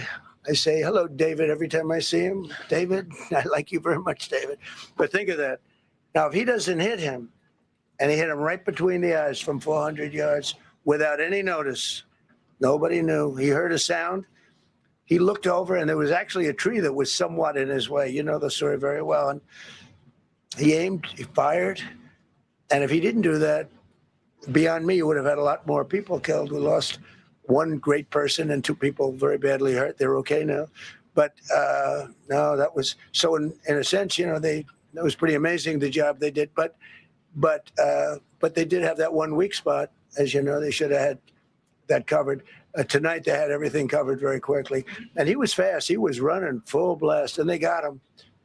before they got any further. I was very far away. You know, he hadn't anywhere close to breach the doors of the ballroom. The ballroom was sealed, and everybody in there. That's why once those doors opened, they didn't want to do tonight. If the doors weren't opened, we could have probably done it tonight. But I think we're much better off rescheduling. Yeah, please. Mr. President, for you and perhaps law enforcement as well, what is the level of confidence that this was a lone actor? And has the suspect made any statements to police while in custody? Yeah, I think it's just it's my profession. We have great professionals up here and outside that have been working with us. My impression is he was a lone wolf, whack job. These are crazy people. These are crazy people, and they have to be dealt with. We had that in the second attempt, as you know, and he's spending life in prison. Because if you let him out, they'll probably, you know, if he serves 10 years or 15 years, you let him out, he'll probably try it again with somebody else. They're sick people. We have a lot of sick people. But you're going to know, I think very shortly, you're going to know, Todd, a lot about him. You're going to know a lot about him. Yeah, a couple of more. Yeah, please, go ahead. Are you concerned about political violence? This could be politically motivated. All violence. I'm concerned about everything. Look, but I can't be so concerned that you can't function. No, I'm here. It's a dangerous profession. You know, I tell the story, race car drivers, I think it's very dangerous. So if you take 1% and then take about 10% of 1%, just to break it down very easily, they die. So much less than 1%, 10% of 1%. I think bull riding is very dangerous. If you take about the same 10% of 1%, much less than 1%. But if you take presidents, it's 5.8%. And about 8% are shot at. So nobody told me this was such a dangerous profession. If Marco would have told me, maybe I wouldn't have run. Maybe I would have said, I'll take a pass. No, it's a dangerous profession, but I don't view it that way. Look, I'm here to do a job. It's part of the job. It is a dangerous, I can't imagine that there's any profession that's more dangerous, but I love the country and I'm very proud. I'm very proud of the job we've done. You see what's happened. We have a great country. We've got, I think, the most successful, the hottest country anywhere in the world. This happened over a period of just a year, and we're going to do great things. But with that come risks. There's no question about it. Yeah. To that end, I mean, there's been so much political violence, not just aimed at yourself, but at other members of Congress, state house speakers, you name it. Is that just the cost of doing business to do politics in America anymore? Yeah. Well, what does that say about our country? Yeah, we're not the only country. You look at this great violence with all countries. I was talking to somebody from another country today, and they have numerous assassinations of political figures all over the world. You look at South America, it's like some of the numbers are just horrific. It's dangerous stuff, whether it's here or someplace else. No country is immune. No country. Good question. Will we turn that temperature down at this point? Well, probably if I decided to just not do much, you know, if I let everybody rip us off and take advantage of us. Look, we're leading the world in trade now. We're leading the world in the military. We're the greatest military in the world. I rebuilt it in my first term, and now we use it because we have no choice. We can't let, as an example, Iran, we can't let them get a nuclear weapon. Everything will be peanuts compared to that if they ever were given a nuclear weapon, and they'd use it too. Marco and I were talking about it today. They would use it without even hesitation. We can't do that. It was a shame. I said, oh boy, look at the numbers. We just broke 50,000 in the Dow. We just broke 7,000 in the S&P. They said we couldn't do it in 7 years, in 5 years, 4 years. They were saying maybe in 5 or 6 years. And we did it in 1 year. And I called everybody together. I called all of these people and others, and I said, we have to take a little journey. I say to do this. We just had the great number. We just broke 50,000. Wasn't supposed to happen during my term. Wasn't reachable.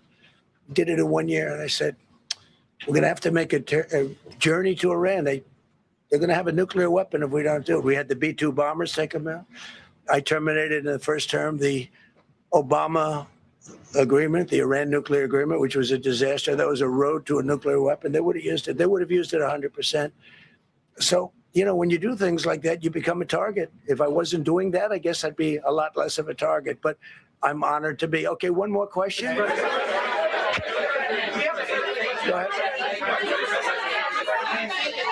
Yeah, go ahead. Thank you, President Trump. Thank you, President Trump. Did you know how the gun was brought into the hotel? And also, how does this event impact you as the leader of our country? Do you think it will change your I like not to think about it.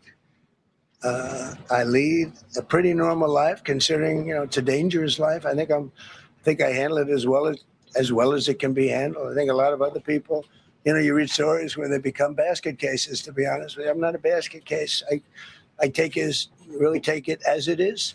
I do it for the country. I'm not doing it for any other reason. I have a first lady who's doing a terrific job. She loves the country, and she recognizes it better than anybody. She's told me numerous times. She said, "You are in a dangerous job," but that goes along with her too. I mean, it's dangerous for her too.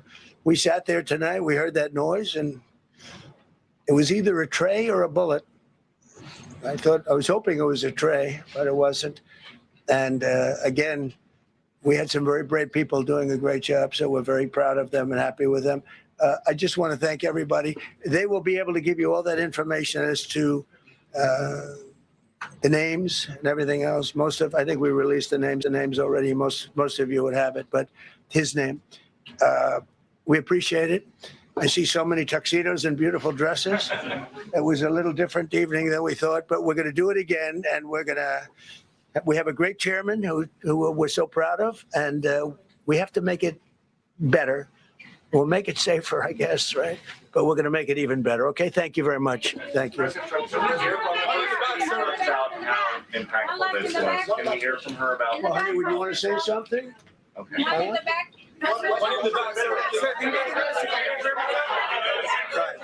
Many of the people across the globe, in fact, are watching you.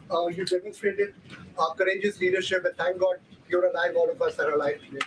What is the message that you want to give to the world that this should change? What corrective measures can we take from here on? Well, all you can do, look, I don't care how many people you have, how good they are. They can be the greatest people. You have the greatest security in history. If you have a whack job who's got a brain, but it's a little bit distorted or a lot distorted, they can make trouble. I would say, Pete, right? You know, they can make trouble. Some of these people are of genius level IQ, and they're nuts. So it can be trouble.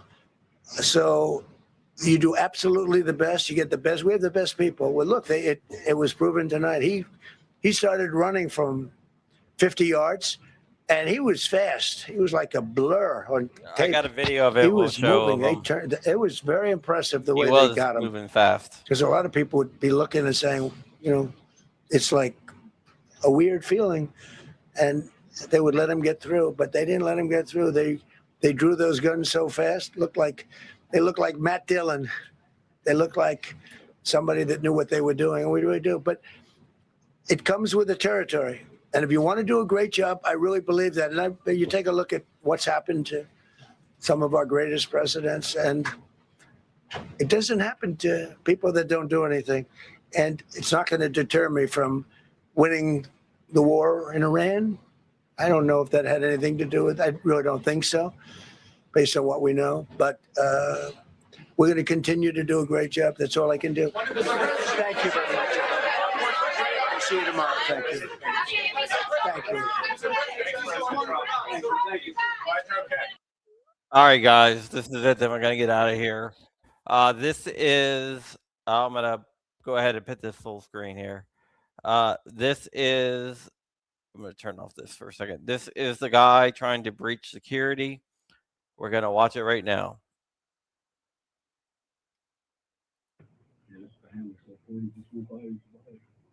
It looked like he checked it twice.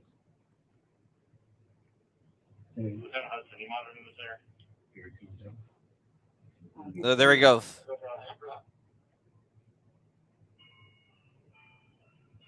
Shall I post it as soon as he passed on that? All right, you want to watch it one more time? Let's watch it one more time, then we're gonna get out of here. It looked like he checked it twice. Lieutenant Hudson, you monitoring this area?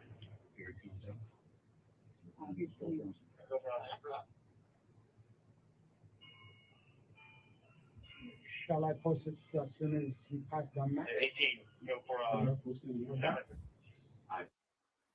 All right, guys. That will be. Thank you for watching. Sorry, my camera broke. Let me turn my camera one more time. That's wrong camera. All right, let me switch over here. Nope, it does not work. All right, guys. I will see you guys later, and bye-bye.